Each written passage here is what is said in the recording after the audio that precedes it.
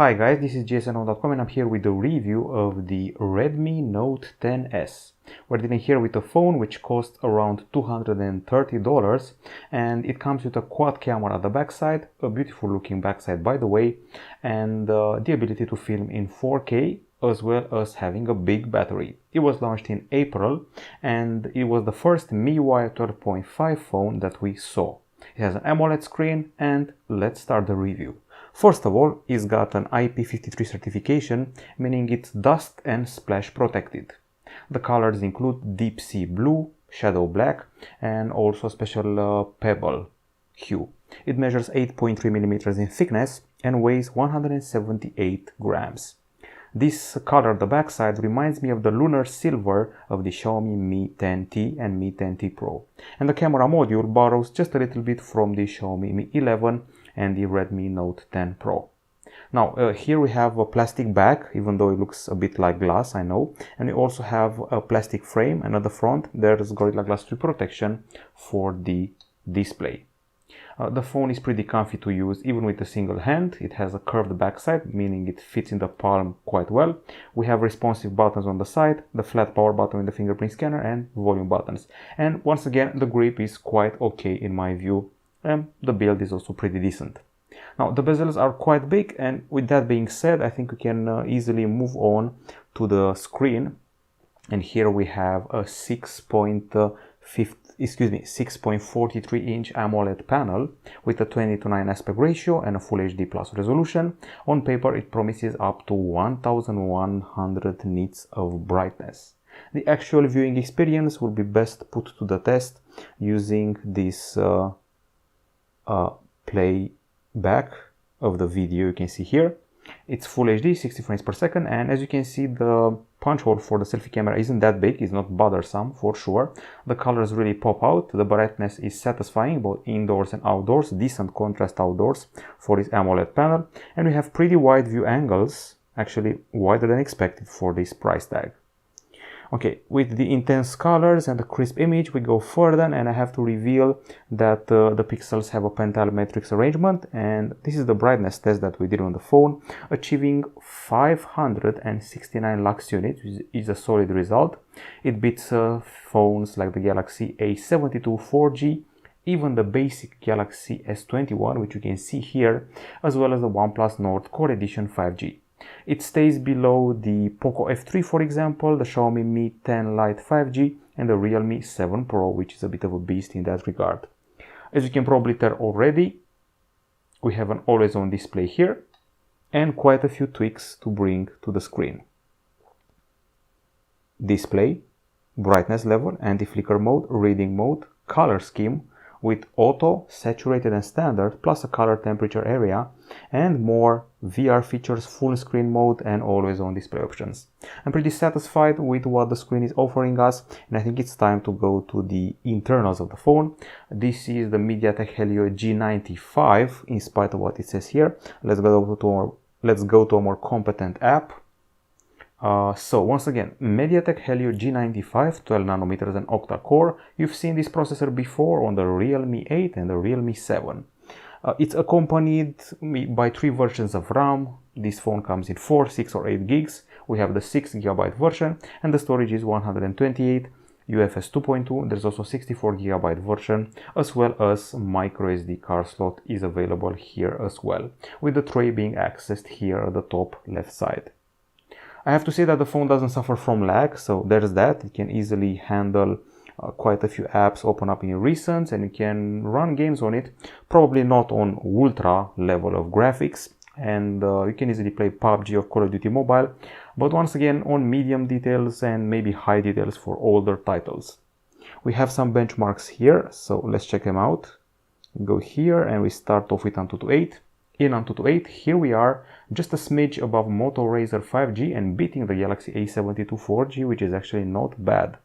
We also surpassed the likes of Redmi Note 9T, but we stayed below the Realme 8 Pro and the Realme 7 Pro, as well as the Xiaomi Mi 11 Lite 4G. Geekbench 5, let's see it. in the multi-core subtest. As you can see, we're just above the Galaxy A72 4G, also above the Motorola Moto G50 and the Nokia 8.3 5G. This is pretty select company to be in, but we didn't go past the Galaxy A71, Realme 8 5G and the Poco X3 NFC. Sadly, 3D Mark wouldn't run. You won't see it here, as well as GFX Bench, so not much info on the graphical department, but I can show you Basemark OS, where we beat the Galaxy A71, and i22, where we beat the Realme 8. So that's that in a nutshell. I would say it's somewhere between the Galaxy A72 and maybe some of the newer Realme phones. We also measured the temperature while we did all of those tests, and here we are. In benchmarks it's up to 39.5 degrees Celsius, dangerously close to 40 degrees, which should be overheating. While in games it's a more decent 30.5 degrees Celsius, so that's definitely not overheating. Now, as you can see here, the phone has a 5020 mAh battery, which we put to the test. By the way, it charges at 33 watts. And these are the results. We start off with a pretty solid 18 hours and 17 minutes of video playback. It goes past the Motorola Edge Plus, Galaxy A71 and OnePlus Nord, the core one, the basic one. It stays below the likes of Moto G50, Galaxy A72 4G and the Moto G30. Now in PC Mark, which we have here, the continuous usage, it's 16 hours and 40 minutes, probably even more impressive than the previous one. It's 7th place overall. We have tested between 400 and 500 phones, so placing 7th is a big achievement. It goes past the Xperia 10 Mark II, Realme 8 Pro, Galaxy A72 4G, stays below the Galaxy A31 and the Vivo Y20s. It's the exact equal of the Realme 8. The charging is, I would say, decent, 1 hour and 21 minutes. Some would call it slow nowadays. We're seeing phones with charge in 30 minutes. And after 30 minutes, speaking of which, you're at 54%. So that's that. On the acoustics front, you may notice we have a speaker here and also another one here at the top side. So a stereo setup is available for this handset. I think it's time to also mention that we have an audio jack here, and you will not cover the speakers in landscape. They won't get in your way, at least on this side they won't. This one here may be covered a little bit. We also have an equalizer which activates with the headphones on, and as far as music is concerned, we're going to play a copyright-free tune right now.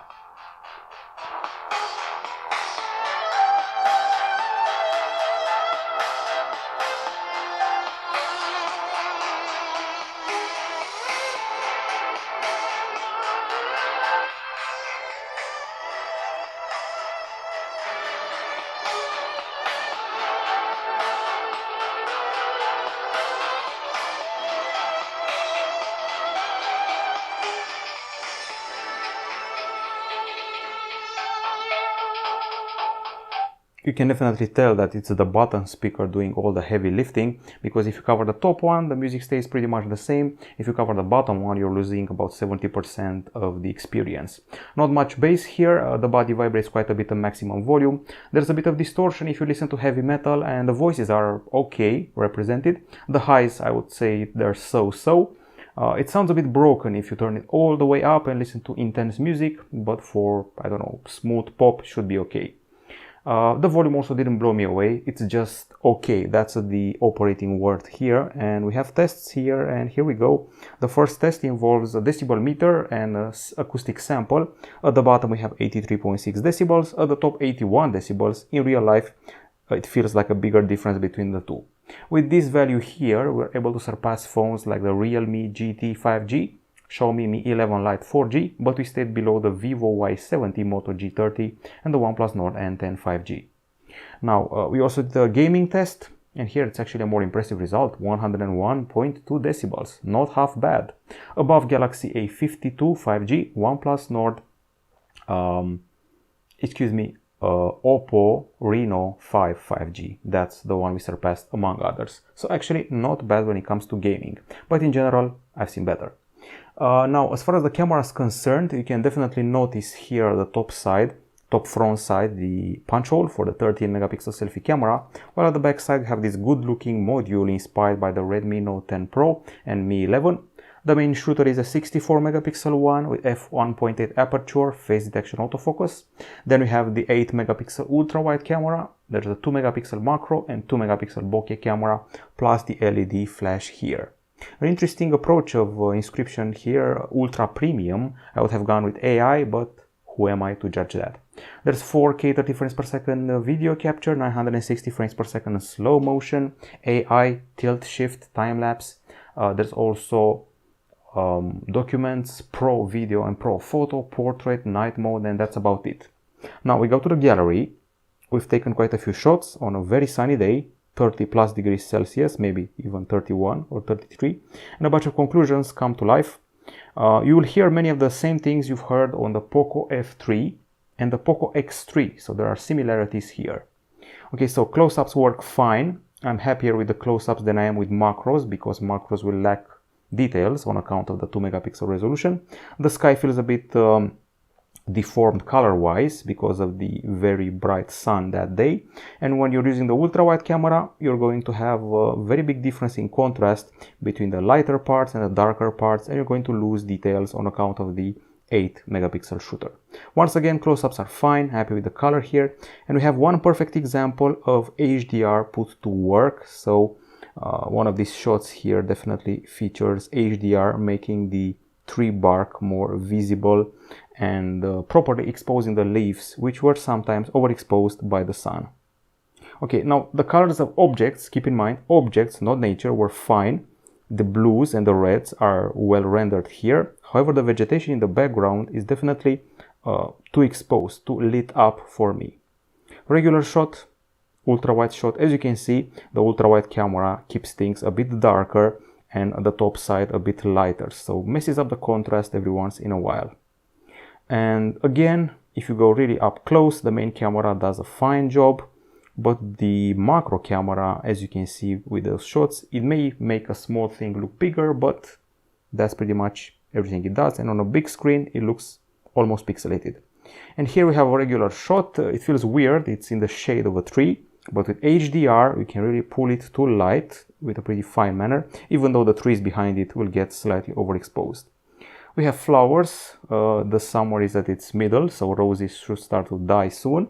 I mean, this pink is okay, but this red is too intense for my liking. It should turn it down by a notch or two to become more realistic. Several attempts at creating impressive flower macros, which have failed if you ask me. I've seen more impressive macros on phones from a year or even 2 years ago. That's that. Nice texture here of the fountain and the water gushing out on a sunny day. And I think I can skip ahead to the first of all, the portrait is fine. As you can see here, it cuts Mickey's head from the background without any artifacts or problems. Now let's talk about the selfies. The first batch is a pretty dark one. It was in the shade. The texture is fine. The eyes have a pretty nice expression. We cut the hair in a fine manner, so not much to object here, even though I have a feeling that the first something like 10 shots are not very focused on my face. They feel a bit more focused on what's behind me, or the focus is distributed in an equal manner. I feel that there's a bit of a hit and miss for these shots. I mean, they're fine, but not groundbreaking. Where the camera really shines, I think, is the collection of bokeh shots. Actually, you can already see that the bokeh is much improved compared to a regular shot. Increases the clarity, extra texture, you can see the veins in the eyes, and the face expression looks just a bit better. Of course, there's also the aspect of properly cutting the human figure from the background. Here you can see there are some inconsistencies, but very small ones. In general, happy with the bokeh, not memorable selfies. I really tried to capture this moss on a tree, didn't really get it, or did I? With the macro camera, I've seen better on other phones. So that's about it, with a cute red flower close-up towards the end, possibly one of the best ones. Stick to close-ups with the main camera, not the macros.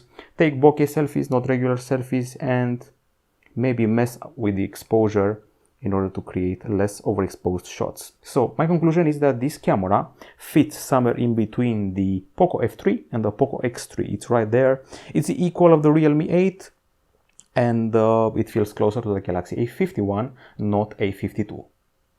Now let's talk about the low light shots. Now, as far as the low light photos are concerned, we have here a few samples, so let's talk about them.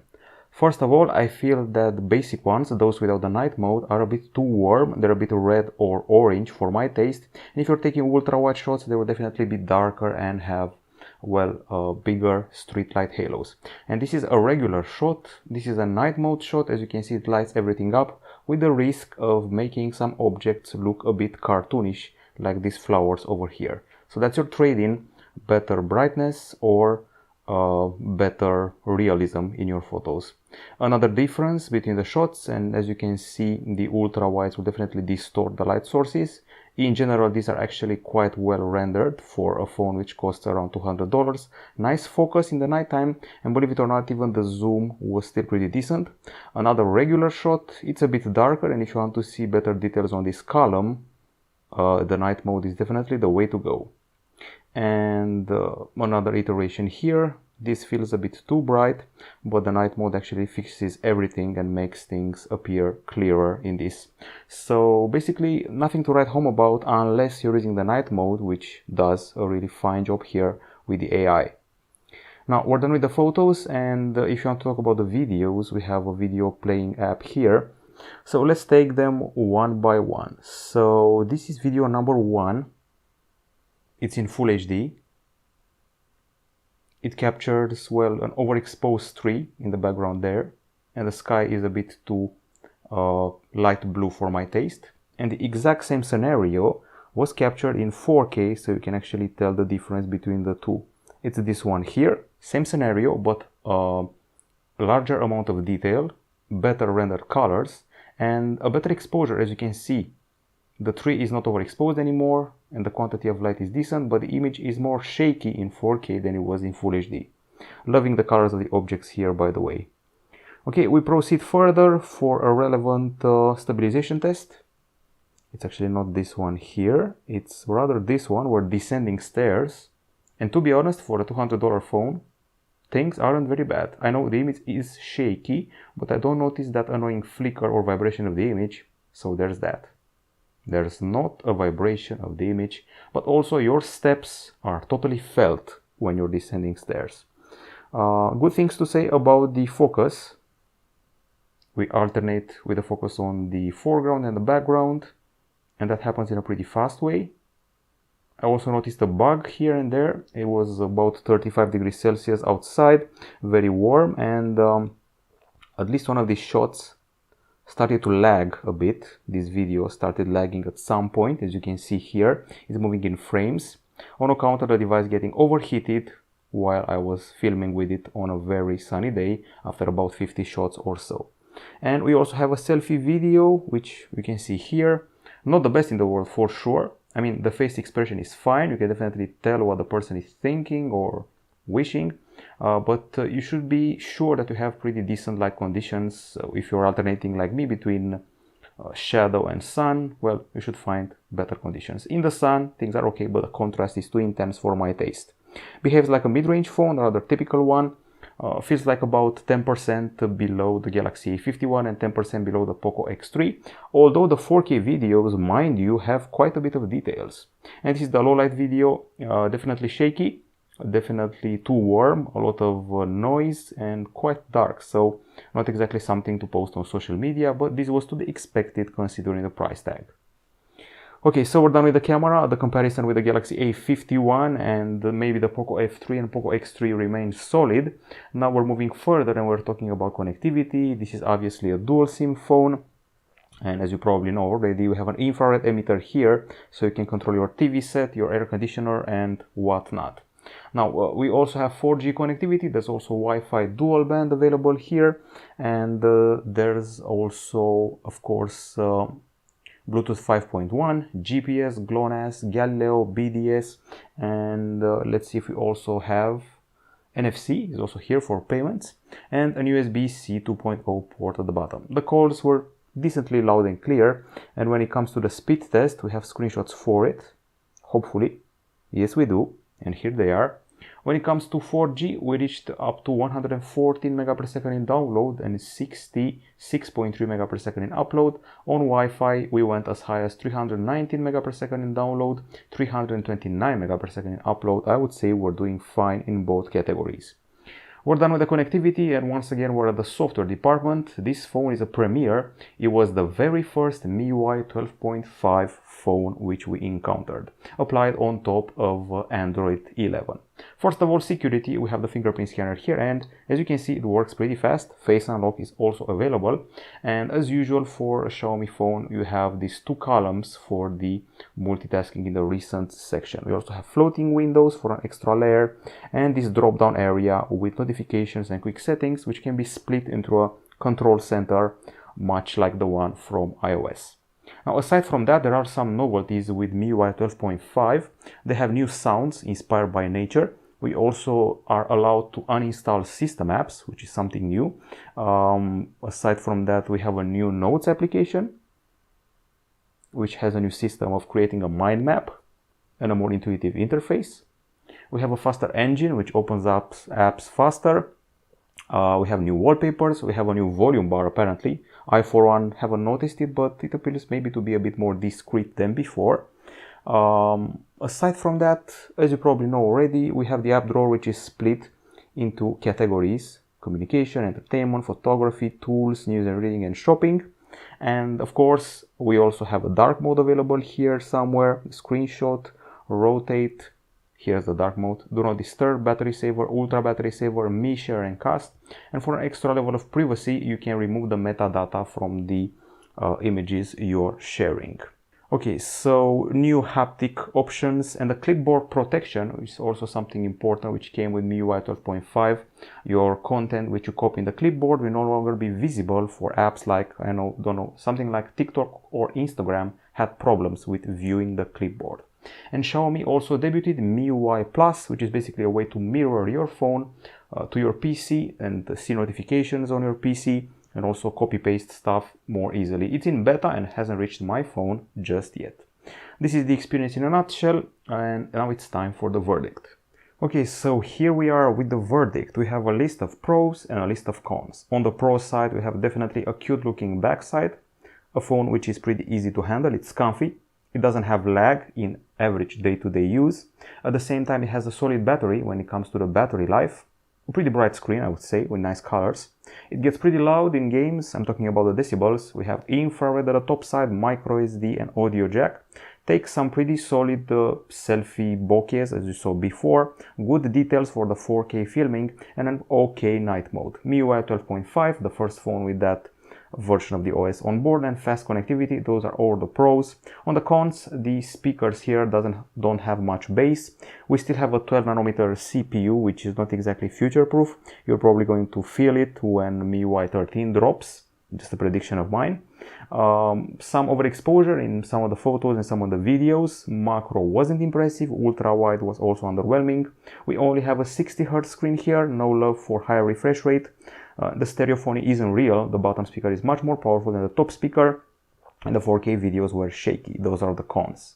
In the end, there is a feeling about this phone which I must share with you. That feeling goes something like this. This is a very good media player phone. What does this mean? It has an excellent screen and excellent battery. Those two combined mean that you can watch a lot of movies on it in a satisfying manner. You can also do some mid-level gaming, definitely, and you also have a solid selfie camera when it comes to bokeh shots, and a solid back camera when it comes to night mode and 4K video capture. So it's basically a reliable 4G phone which ditches the 5G gimmick and some of the other gimmicks which some other mid-range phones are selling nowadays. It's an honest and reliable 4G phone for around $200, maybe $220 or $230, but you know what you're getting.